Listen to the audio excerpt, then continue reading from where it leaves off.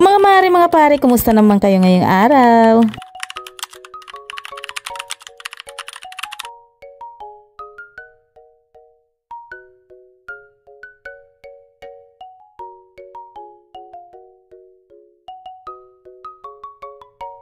Pasok na naman nga, kaya dapat talaga maagang-maaga na naman tayo sa pagdo-double time ng ating oras.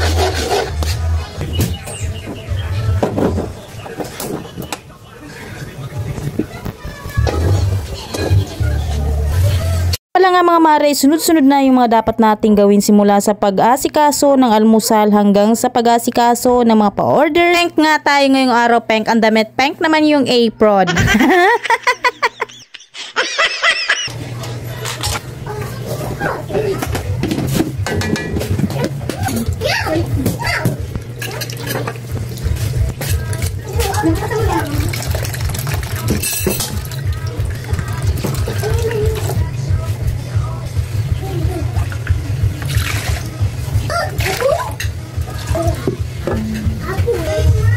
Yung ating 3-5 bilao bundle na may 9 bilao na ngang inclusion. Ang mga bilao ay 12 inches at lahat nga ng kasama dyan ay spaghetti, carbonara, palabok, bihon gisado, creamy maha, puto, chicken at lumpiang Shanghai. Una nga naluto yung ating bihon at palabok at natawa nga ako dito mga mare dahil eto palang creamy maha natin ay isang batch lang pero yung naluto ko nga ay 2 batch. Narag nga ang personahe at dapat nga ay kinabukasan pa yung isa pero na-advance na. Tapos agad ako at sabi ko nga isinail ko na lang pero salamat naman ay may kumuha naman dito sa amin. Sa mga paluto orders ay meron pa tayong mga available na kakanina niluto gaya ng sapin-sapin, kutsinta, puto cheese. Hindi ko nga dito ng kinunaw na cornstarch, yung nilagay ko palang cornstarch ay 1.5 cup. So bali 2 batch ay 3 cups nga. Tapos yung tubig naman ay 4 cups. Kumulo na nga ito at pagkatapos nga yan ay binuhos ko na yung kinunaw na cornstarch. Kapag ganun mga mare na binubuhos ko na nga o nilalagay na yung cornstarch ay hindi ko na talaga to tinitigilan sa paghahalo. Kasi nung nagluto ako nitong creamy maha na malakas yung apoy tapos hinayaan ko lang ay yun, natubod nga mga mare, nasunog ba?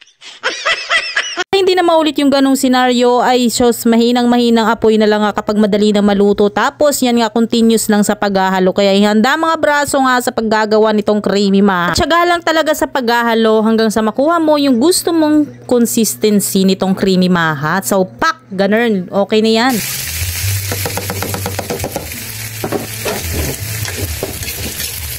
Christmas season ay meron din tayong mga food packs kaya pwede kayong pumili ng inclusion na gusto nyo para sa inyong mga Christmas parties or kung anumang mga ganap. Maramihan mga mare ay meron tayong mga on-call. Syempre makakatuwang dahil hindi tayo robot.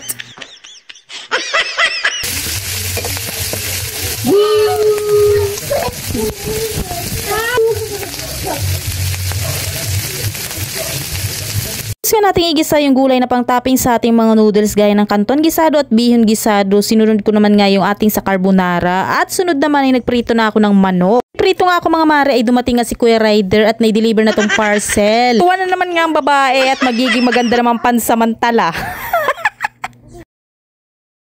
Nagandahan talaga ako mga mare dito sa headband kaya 3 na nga yung kinuha kong magkakaibang kulay. Perfect na perfect mga mare kung may gusto kayong regaluhan ngayong darating na Pasko at bagong taon. Mabibetan mo din ito mga mare kaya ilalagay ko na lang yung link sa comment section ha. Tapos maluto na ating chicken. Sinunod ko na yung ating Shanghai para naman may sali na natin to at ma-arrange na sa mga bilao. Tapos na nga yung ating mga food bundles at ready for pick up na. So yun lang muna mga mare for today's video. Thank you for watching. Ingat kayo palagi.